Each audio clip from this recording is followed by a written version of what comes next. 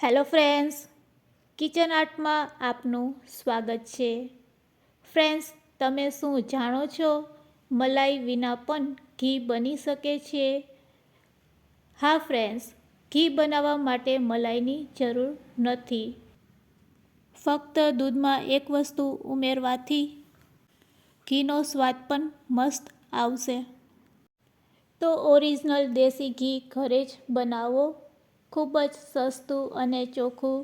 આજે આપણે ઘી બનાવતા શીખીશું. રેસીપી સારી લાગે તો લાઈક અને શેર કરજો. અને જો તમે નવા હોય અને મારી ચેનલ નીલા જાદવને હજુ સબસ્ક્રાઈબ ન કરેલ હોય તો સબસ્ક્રાઈબ કરી બાજુનું બેલ બટન દબાવવાનું ભૂલશો નહીં, જેથી કરીને તમને મારા નવા વિડીયોનું નોટિફિકેશન મળતું રહે. હોમમેડ ઘી બનાવવા માટે સૌ પ્રથમ આપણે ફૂલ ફેટવાળું દૂધ લેશું. દૂધને આપણે પહેલાં ગરમ કરી લેશું. તો દૂધમાં ઉભારો ન આવે ત્યાં સુધી આપણે તેને ગરમ કરીશું. આ રીતે દૂધમાં ઉભારો આવી જાય એટલે આપણે ગેસની ફ્લેમ બંધ કરી દેશું. આ રીતે એક ઉભારો આવ્યા પછી તેને આપણે કાણાવાળી પ્લેટથી ઢાંકી અને થોડીક વાર રેસ્ટ આપીશું. આ રીતની કોઈ કાણાવાળી પ્લેટ હોય તેનાથી દૂધને ઢાંકી દેવું. દૂધ નવશેકું હોય ત્યારે આપણે આ રીતે એક ટોપરીમાં લઈ લેશું. તો અહીંયા ફ્રેન્ડ્સ, ઘી બનાવવા માટે જો તમારી પાસે મલાઈ નથી તો ચિંતા કરવાની જરૂર નથી. તમે દહીંથી પણ ઘી બનાવી શકો છો. તો આવા નવશેકા દૂધમાં હવે આપણે 2 ચમચી જેટલી છાશ એડ કરી દઈશું. નવશેકા દૂધમાં તમે 2 ચમચી છાશ એડ કરશો એટલે શિયાળામાં તમારું દહીં મસ્ત જામી જશે. હવે તેને 6 થી 8 કલાક માટે આ રીતે ઢાંકીને રેસ્ટ આપશું.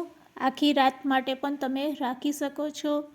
બસ આ રીતે જો તમે દૂધને જમાવશો તો દૂધ સરસ જામી જશે અને ઘટ દહીં બનીને રેડી થશે. તો અહીંયા આપણું દહીં બનીને રેડી છે. હવે આ દહીંને આપણે આ રીતે એકવાર સારી રીતે હલાવી લેશું અને હવે તેમાં પહેલાં ઠંડુ પાણી નાખશું અને બ્લેન્ડરથી તેને ફેટી લેશું. તો આ રીતે તમે દહીંમાંથી માખણ કાઢીને ઘી બનાવી શકો છો. તો હવે આ રીતે આપણે બ્લેન્ડર ચલાવશું અને બ્લેન્ડરને એકવાર ચલાવ્યા પછી તેમાં આપણે સહેજ ગરમ પાણી નાખશું. શિયાળામાં ગરમ પાણી એડ કરવાથી માખણ જલ્દીથી ભેગું થઈ જાય છે. તો થોડુંક આપણે ગરમ પાણી નાખી અને હવે આપણે બ્લેન્ડર ચલાવશું. હવે આ રીતે આપણે થોડીક વાર બ્લેન્ડરને ચલાવશું. સતત થોડીક વાર બ્લેન્ડર ચલાવવાથી આ રીતે માખણ છે એ છૂટું પડવા લાગશે અને થોડીક વારમાં જ માખણ આ રીતે ભેગું થઈ જાય છે. તો તમે જોઈ શકો છો માખણ આપણું દેખાવા લાગ્યું છે. તો ફ્રેન્ડ્સ, ઘરમાં મલાઈ ન હોય તો તમે દહીંમાંથી પણ આ રીતે માખણ બનાવી શકો છો. અને વધેલા ભાગને છાશ કહેવાય છે, જેને આપણે બપોર સાંજે જમવામાં લઈ શકીએ છીએ. તો આ રીતે ખૂબ જ સહેલાઈથી માખણ ભેગું થઈ જાય છે. તો અહીંયા આપણું માખણ બનીને રેડી છે. તેને એક વાટકામાં કાઢી લેશું. તેની પહેલાં બ્લેન્ડરને કઈ રીતે સાફ કરવું તે પણ બતાવી દઉં છું.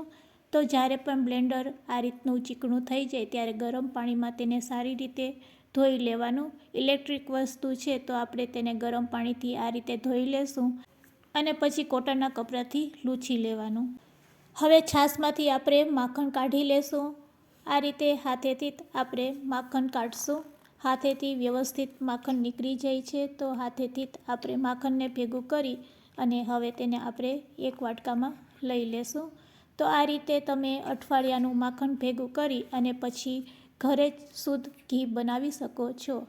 તો ફ્રેન્ડ્સ, આ રીતે મેં અઠવાડિયાનું માખણ ભેગું કરી રાખેલું છે. તેમાંથી આજે આપણે ઘી બનાવતા શીખીશું. ફ્રેન્ડ્સ, આ રીત એકદમ સરળ હોવા ઉપરાંત સમયનો પણ બચાવ કરશે. તો હવે આપણે ઠંડા પાણીમાં માખણને આ રીતે એકવાર ધોઈ લેશું. તો બિલકુલ વાસ ન આવે તેના માટે આપણે આ પ્રોસેસ કરવી ખૂબ જ જરૂરી છે. વધારે જો માખણ હોય અને લાંબા સમય માટે સ્ટોર કરેલું હોય તો આ પ્રોસેસ ખાસ કરવી. 2-3 દિવસનું માખણ હોય તો તમે આ પ્રોસેસને સ્કીપ પણ કરી શકો છો. જે વાસણમાં આપણે માખણ ગરમ કરવાનું હોય તે જ વાસણમાં આપણે આ રીતે ધોઈને માખણને રાખીશું. માખણ બધું આ રીતે ધોયા પછી હવે ગેસની ફ્લેમ આપણે ચાલુ કરીશું અને માખણને ગરમ કરશું. ધીરા તાઈએ આ રીતે માખણને આપણે ગરમ કરતા જઈશું એટલે માખણ છે એ મેલ્ટ થતું જશે. તેમાં રહેલો છાશનો ભાગ, પાણીનો ભાગ છે એ બળતું જશે અને ફક્ત ઘી રહી જશે. તો આ રીતે આપણે એકદમ મીડિયમ ફ્લેમ ઉપર તેને થોડીક વાર થવા દેશું. જેમ જેમ માખણ ઓગળતું જશે તેમ તેમ તેમાં ફીણ થશે અને આ છાશ છે એ એકદમ બળી જશે એટલે તેમાં રહેલો છાશનો ભાગ પણ બળતો જશે અને ફક્ત ઘી રહી જશે. તો આ રીતે તમારે મીડિયમ ફ્લેમ ઉપર જ ઘીને પકાવવાનું. આ રીતે તમે ધીરે ધીરે ઘીને પકાવશો એટલે ઘીમાં સુગંધ પણ સરસ આવશે. ભારતીય રસોડામાં ઘીનું મહત્વપૂર્ણ સ્થાન છે. તે દરેક પરંપરાગત ભોજનને સ્વાદિષ્ટ બનાવવામાં મોટી ભૂમિકા ભજવે છે. ભોજનના સ્વાદ વધારવા ઉપરાંત સ્વાસ્થ્યને પણ સારું રાખે છે.